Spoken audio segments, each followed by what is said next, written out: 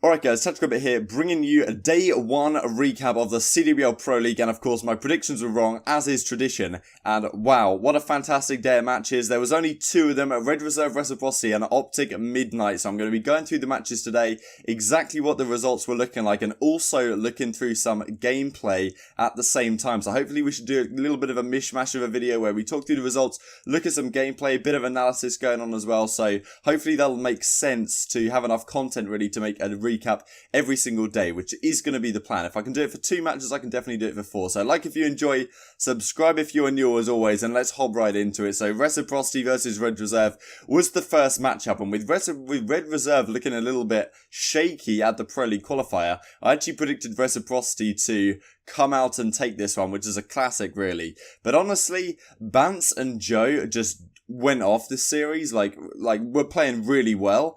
And the problem with that is that no team is going to beat them when Bance and Joe are playing really well, because you know what you're going to get from Skrapz.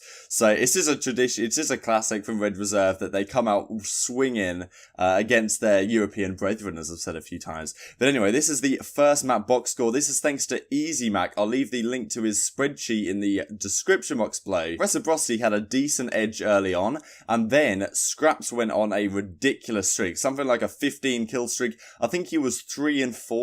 And then I looked back and he was 15 and 4 or something like that. And then he continued on going. And yeah, he definitely got the better of Wusk in this map. And yeah, you can see the bot score, you can see all the kills, deaths. So I thought it was pretty beautiful. They end up taking the map 250 to 93. It was honestly pretty dominant because Skrapz and Bance both got streaks down the stretch. And look at Skrapz, man. Look at the kill time, baby. This guy is on another level. Then we have map number 2.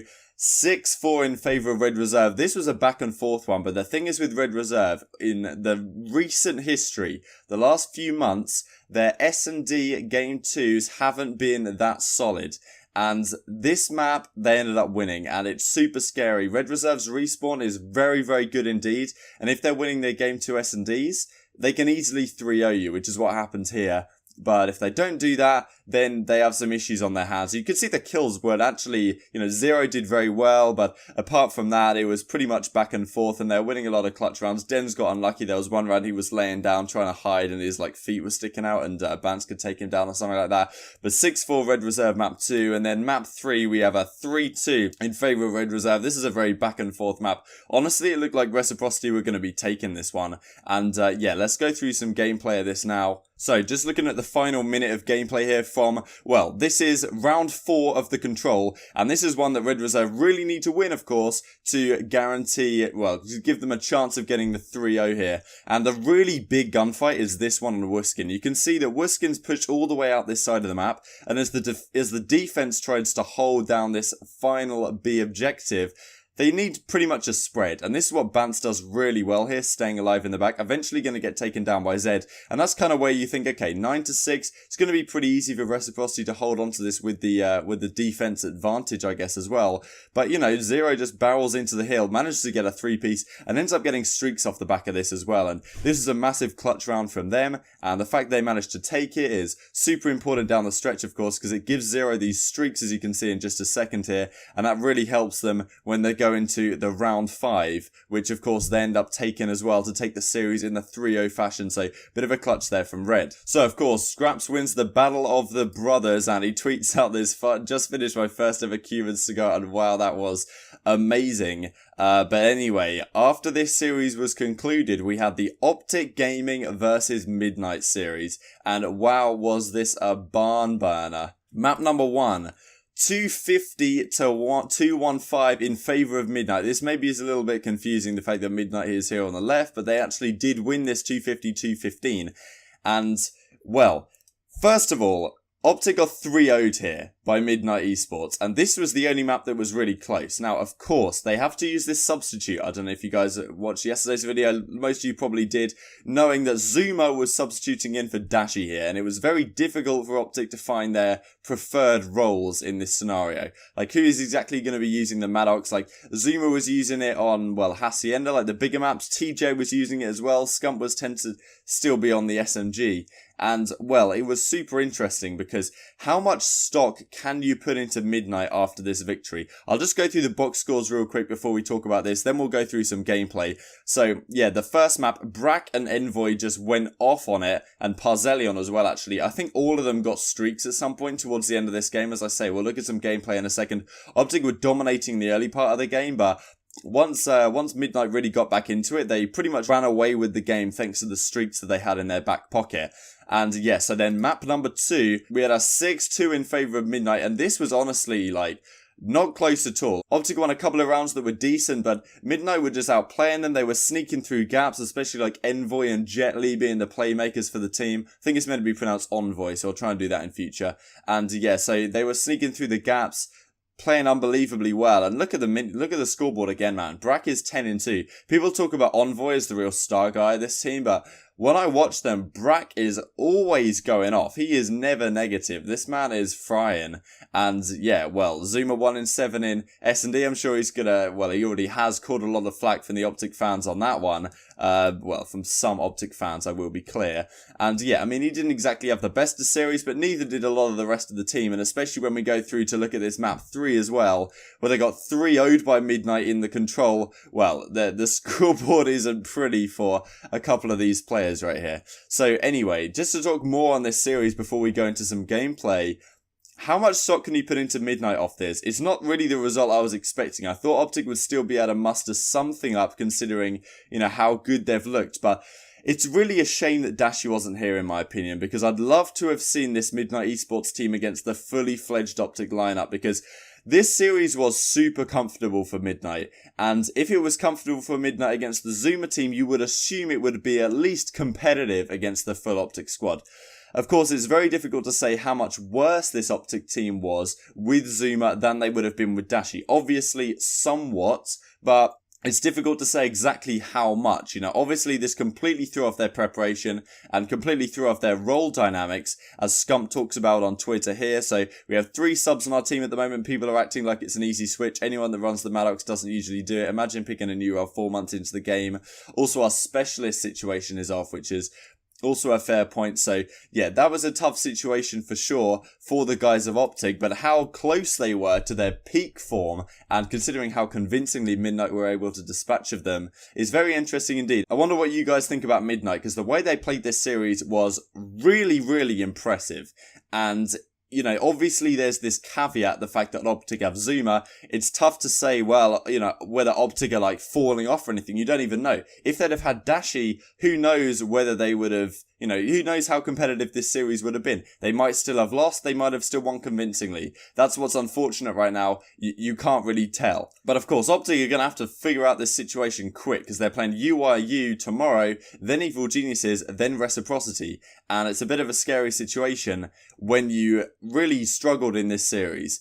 You got to figure something out with ZooMaa and fast. Maybe you change the roles. Exactly what you do is an interesting one. ZooMaa was using Recon in this series, and you see how Midnight didn't even elect to run one of them at all. So, to have a look at some more gameplay here, this is from the map number 1. This is where Midnight were really making their comeback into the game. And I honestly thought they dominated like a pretty large part of this game. I thought for at least a minute or so before this, they were definitely the better team. Maybe a couple of minutes before that. And eventually they brought it back to level pegging, because OpTic really were getting a lot of early scrap time and stuff that was helping them out a lot. But look at the full streaks in the top left of your screen, man. Parzelion got them. Envoy picked them up. Parzelion was actually dominating with the ICR, which really impressed me. Hadn't seen too much from him before. Yeah, Envoy gets destroyed by ZooMaa. But yeah, Brack doesn't lose gunfights, man. And it's all about this rotation here over towards the middle.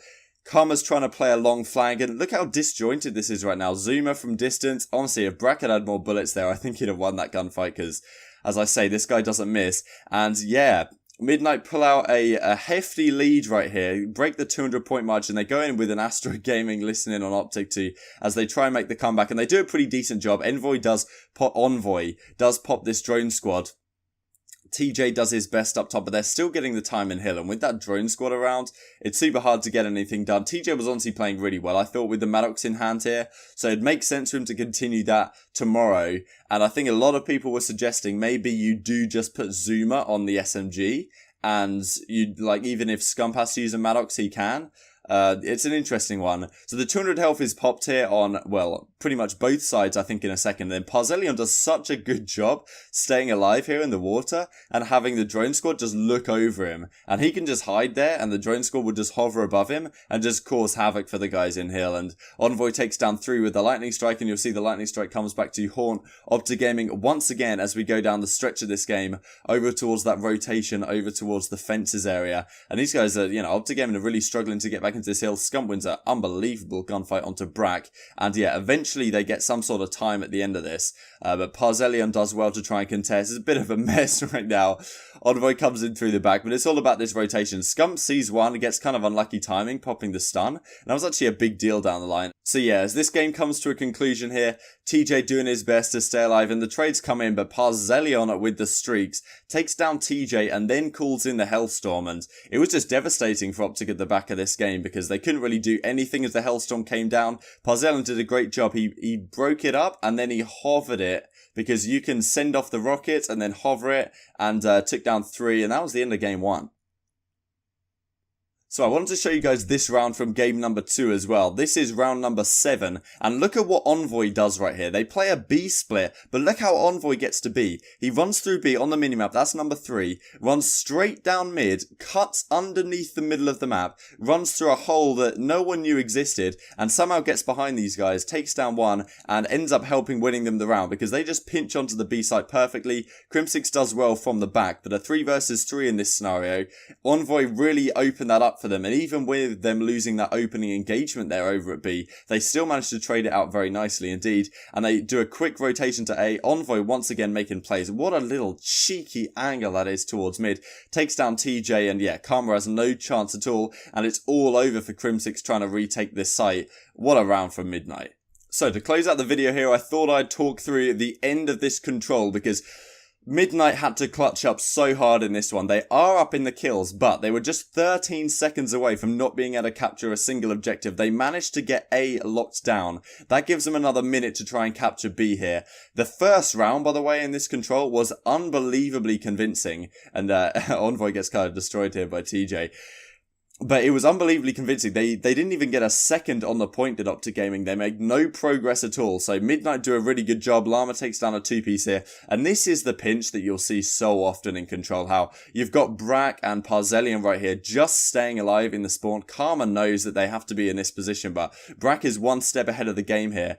And the spawns for OpTic becomes super weird. Look at number 5 and Karma spawning all the way out because they have a perfect pinch onto the hill now. And Jelly gets kind of unlucky with that timing on that engagement. Brack loses one, and this is where you think, okay, it's pretty much all over. They've managed to clear out their base, have OpTic Gaming, so excellent job from them. Now they just have to hold off the barrage. And Crimsix wins this gunfight onto Parzelion. You think, okay, 20 seconds left. There's no way you can lose this if you're OpTic Gaming. It's 9-9 in the kill department, but look at this mid flood here from Midnight. And ZooMaa gets into this corner. You think this is a perfect setup to be able to take it down. Karma sees the guys coming across, but all the kills come in favor of Midnight Esports, and it's just fantastic the way they play this. The team play is phenomenal. They're always peeking something together. The guys that were trying to hold that down were just, bamboozled. And all 4 players of OpTic coming here, and this is where you see the pacing issues on this OpTic team struggle, because ZooMaa just flies out on his own, pretty much with no trade. And the trades do come in eventually from the Tempest, and that spells disaster for OpTic Gaming. Streaks come in for Midnight, and yeah, that was the end of the game. Well, it was 2-0 up at that point. That pretty much spelled the end of the game, I thought, for OpTic Gaming at that point. And they ended up getting 3-0'd in that control. So let me know all your thoughts in the comment section below. Hope you guys enjoyed the video style. Like if you did, subscribe if you're new as always. Thank you guys so much for watching, and I'll see you next time.